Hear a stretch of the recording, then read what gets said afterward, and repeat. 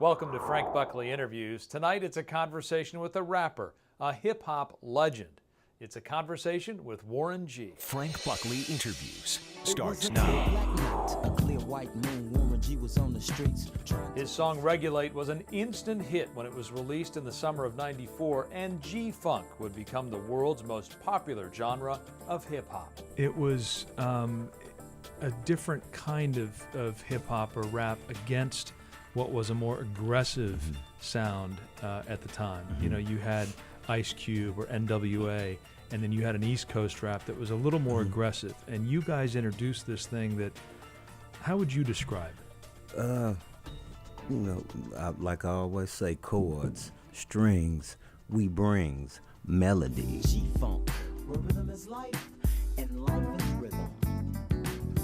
If you know like I know, you don't want to step to this. You know, just bringing just a good feeling, and not trying to be so hardcore like everybody else and just being different. We wanted to make people feel good and still get the message out of what we was doing, you know, because everybody else was just like on some hard, scary, dangerous music. So I want to make people feel good. I like to chill, dance, and you know, just have a good time, you know, blaze and just enjoy making good music. My conversation with rapper Warren G when we come back.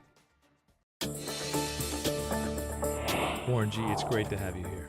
Man, I'm glad to be here, man. Thank you very much. Your YouTube Originals documentary, Gfunk, is just must-see viewing for anyone who's interested at all in West Coast rap, hip-hop, Gfunk. Oh, yeah. It's truly an amazing history. Thanks, man. You lived this history. Oh, yeah. And I just wonder, when you and Snoop and Nate Dogg, when you guys formed 213, did you ever think this many years later you would become the worldwide phenomenon that you became? No, I never thought like that. We just wanted people to hear our music, and we just wanted to make good music. We never, thought of it like as it being like some huge hit. We just wanted people to hear us. That was like the first time 213 was like, We got a group, man, and we just started creating. and we liked the group 415, which was from the Bay Area. So we was like, shit, we're gonna be 213, because we from Southern California. Nate was the soulful vocalist, but keeping it gangster at the same time.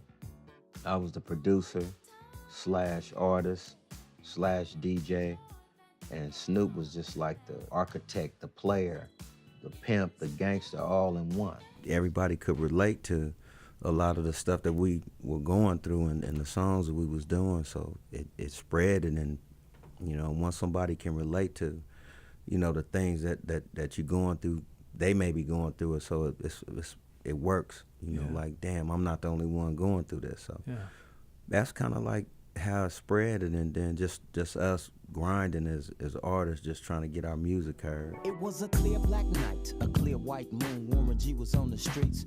It was a different kind of hip-hop or rap against what was a more aggressive sound at the time. You know, you had Ice Cube or NWA, and then you had an East Coast rap that was a little more aggressive. And you guys introduced this thing that, how would you describe it? Like I always say, chords, strings, we brings, melody. Gfunk, where rhythm is life, and life is rhythm. If you know like I know, you don't want to step to this. You know, just bringing just a good feeling, and not trying to be so hardcore like everybody else and just being different. We wanted to make people feel good. We all came together and took all of those powers and maximized our strengths.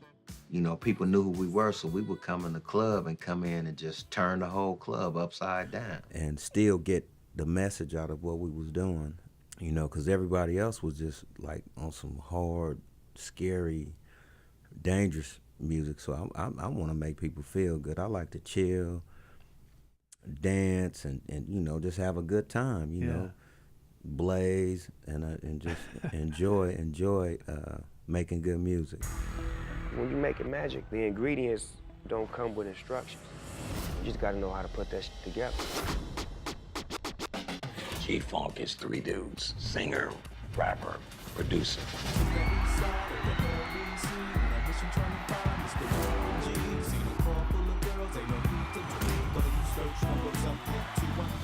Hip hop was never the same after that. I didn't realize how far back you and Snoop went.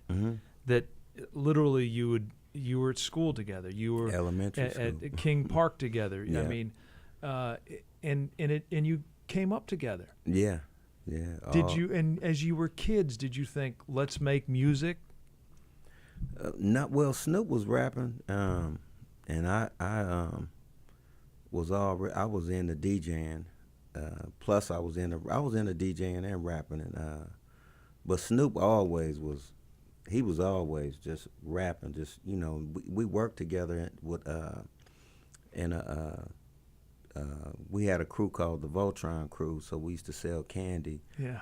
And everybody in our crew was just, we would just rap. Just that was our downtime of selling candy on the street. When we would get back in the van to go settle up with Jeff, who was the owner of the company.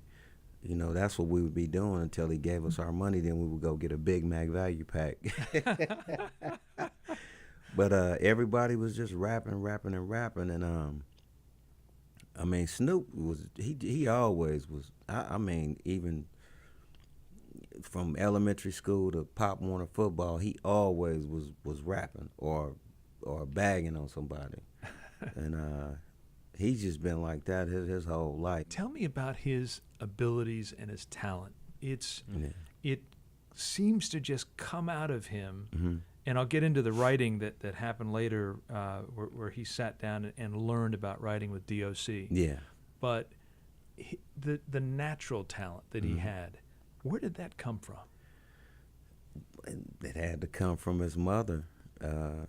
Beverly she's a preacher, so, and just, being around his parents at a young age, and same with me, just being around and your mother and father having like parties and, and you there, but you can't really be in there, but you come through every now and then, you see them dancing and having fun and drinking and stuff, so you pop through and pop in and out, and like that was the stuff that would, we see them laughing and joking and telling, so that it all, instilled in us, both, us as kids, that's how our parents was. So that was, like Snoop was saying, we was being groomed without knowing, because all of the music that was being played, like Michael McDonald, like the Isleys, and groups even before that, Hiram Evans and the Blue Notes, and groups, Marvin Gaye, and people like that. You talked about sampling and Michael McDonald,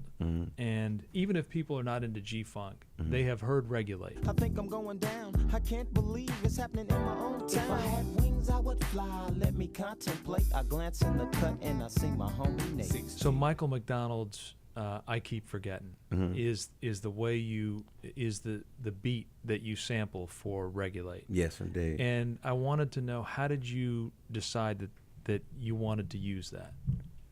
It was a record that I had heard all my life, and I just wanted to be different. So I was like, why not put some rap lyrics to this kind of music, just to see, how it would turn out, and I sampled it and played some things over, played a couple pads and stuff over it, and it was amazing. It was different and amazing. And what I did was, I was a big fan of Young Guns, and so I was watching Young Guns, and I heard them say regulators, because at that time that was one of our words, like regulate, like we gotta regulate this, man. Ain't there's too many people in here. It's got to be regulated, man. Like, that was our word right around that time. So I heard him say that in the movie, when he said, we work for Mr. Tinsdale as regulators. We regulate any still lives property. But then he said something else, so I took that part, and then the other part, and he said, we're damn good, too. But you can't be any geek off the street. Right. Got to be handy with the stiff, you know what I mean? Earn your keep. And I sampled each piece from off of VCR. I plugged it into my MPC 60, and each piece I sampled it and put it together in the intro, and called Nate and told him, man, I got a great record for us right now. Let's do it. And I structured it. I told him, okay, I'm gonna write 4, then I want you to do 4, and then I'll write 4 more, then you do 4 more, then we'll go to the hook. But we didn't have an idea for the hook. Right. So we just left it just like it was for people to just imagine what's coming next. And then I had Nate start off on the second verse with 4, then I'll start on my 4, and after him, then him again, then me. Let it go again, and then we came to the conclusion of everything, and just broke it down on, like, just I'm tweaking into a whole new era. Gfunk, step to this, I dare ya. Funk on a whole new level. Just, you know, letting everybody know, okay, we told you the story, but this is who we are. This is what it's about. The rhythm is the bass, and the bass is the treble. And then it was like, we telling you we got chords, strings, we brings melody, good feeling music. You know what I mean? And it's Gfunk, where rhythm is life and life is rhythm. If you know like I know, you don't want to step to this. It's the Gfunk era, funked out with a gangster twist. It was incredible, man. It is incredible to sit here and hear you say that after hearing it so many times coming through my speakers. And in the context of the time, there is violence that happens in the song. In the midst of trying to link up with some beautiful ladies. And it really speaks to how you did manage to get in messaging and what was happening socially. Yeah. And is that a conscious thought as you're writing these things? Yeah. I mean, it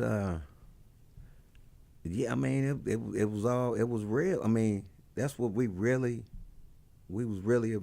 about that. And like I tell people, like a lot of it is a lot of things that we did go through, and then some things, some of the stuff that some of our friends been through, like the jacking and stuff like that.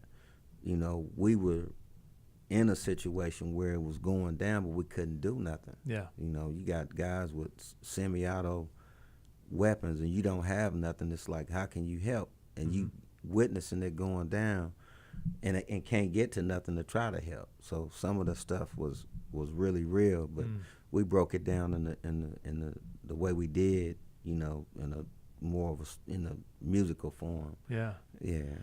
You talk about the violence that was happening in the streets at the time. This is the mid-'90s. And at some point, Snoop signs with Dr. Dre. And Dr. Dre eventually protects all of you in a way, takes you out of that and gives you a sanctuary in which to create. But before that, when Snoop gets signed to the label and you don't, and you had come up with Snoop, and you had created with Snoop and with Nate, you guys were a crew, and Dr. Dre said, no, you go do your thing, and I'm just taking Snoop. Tell me what that did to you. They tried to sign me over there, but you know, it wasn't him. It was, you know, the other executives there. They was trying, but I wasn't just gonna sign a contract without it being looked at, you know.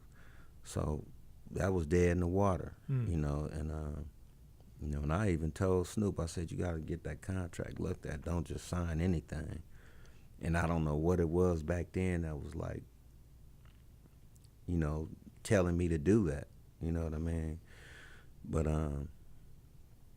I just wanted Snoop to win, and I wanted Dre to win, and everybody around us to win. So I wasn't like bitter over Snoop being signed, you know, because that's what I wanted. I wanted him to be signed, you know, to you know, have the success, because I know if he gets success and Dre gets success, they gonna help me. You know what I'm saying? So I just wanted everybody to win, but I still wanted to be involved with helping them win. The East Coast, West Coast rap war, or whatever you want to call it, was that a real thing? Nah, it wasn't no East Coast, West Coast beef, because I was actually signed on the East Coast to Russell Simmons and Leora Cohen and Chris Lighty with Def Jam.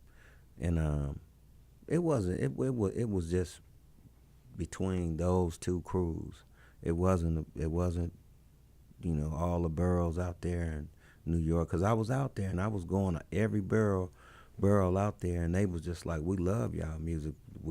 They don't play it on the radio. It's only a certain few people that they play, like you, Ice Cube, and Snoop, and Dre, and Tupac, but that's it. We don't hear nothing else. But they was like, we love y'all music here in our neighborhoods and stuff like that. And so it was never no war, no beef. You know, I even went to Bed-Stuy, Brooklyn, and sat with Biggie and tried to, you know, bring him and Tupac back together. And he was down with it, you know what I'm saying? But, you know, you got other guys, instigators that from both sides that was instigating stuff and making it escalate and get bigger and bigger and bigger. But he actually told me that he was willing to end it, you know. Biggie did. Yeah, with Tupac, you know. And I didn't get a chance to really talk to Tupac about it because he was moving around so much, and then he went to jail. And I mean, it just, you know, it wasn't no East Coast, West Coast beef, you know, but it was between the two crews, you know. And like when Snoop was in Red Hook, Brooklyn, you know, gunshots started ringing out, you know what I mean? So that kind of put up a flag right there, like, damn, it's like that. Like, all right, you know, so this is what it is. When you think about what we lost with the death of Tupac and the death of Biggie, what would we have today if they had lived? A lot of good music. You know, the industry probably wouldn't be so like out of control as far as like the drugs and stuff like that, because as far as Tupac, he had a really good message as far as like talking about, you know, like the Brenda had a baby and the Me Against the World, and, you know, shed so many tears and stuff like that, and just talking about ways to, you know, the struggles that we're going through, but guiding at the same time, you know, and predicting stuff before it happened, you know. So it would probably be still that type of music, along with the club music, still having fun, partying ain't no fun, and just doing what we do. Yeah. And same with Biggie, you know. He was more of a MC than, you know, than just a you know, he was more hip hop. Tupac was more for the street and for, you know, for everybody, but Biggie was the MC part, like just a hip hop rapping guy that was dope. Yeah. It's kinda easy when you listen to the G'd up sound. Pioneer speakers bumping as I think on the pound. I got the sound for your and it's easy to see that this DJ be Warren G. When you listen to hip hop today or rap, you think, oh, that's not where it should be. That's not the sound that we tried to create as the pioneers in this in this kind of music. I mean, it's just some artists that's just saying there's stuff that don't even make sense, you know, as far as like the songs were, you know, they talking about just the lean and the pills all day, and you know, that's just like, you know, that ain't cool, you know. I mean, I mean, you could talk about smoking some bud or something, maybe, you know, drinking some Don Julio or some beer or something like that, but, you know, heroin and meth and sherm and popping pills and stuff like that, that's not cool. Yeah. Yeah, but a lot of the artists of these days is that's what they own, you know, and a lot of them is on drugs, on meth, pills, everything, and it's sad, and you know, a lot of these guys are just dying off, you know, and but it's gonna be guys like myself that have to, you know, refresh these guys. You know, that you want to have a future, you want to have a life, you know, you want to create something for your kids, and you know, legacies and stuff like that, and things for them to fall back on. You need to regulate them. And you do know that. And you mentioned the word legacy a moment ago. And what is it that I imagine your legacy is still being created, but to this point, I ain't gonna never stop. Yeah.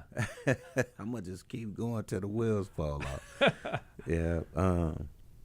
I mean, I just want people to just know that I did good music, and I was a good dude, and you know, was a loyal cat, you know, but didn't take no shit, you know, at the same time, you know, and that's pretty much it. Well, Warren, thank you so much. Sure. This has been really a terrific conversation. That's all good. And we'll continue to sure. of course, listen to your music and watch for your next ventures. Thank you so much. Thanks, man.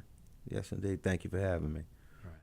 My thanks again to Warren G for a terrific conversation. If you'd like to hear the entire uncut version of our conversation, check out the Frank Buckley Interviews podcast. It's available on Google Play and iTunes, or wherever you listen to podcasts, including the KTLA News app. If you want to comment on today's show or any show, tag me on social media.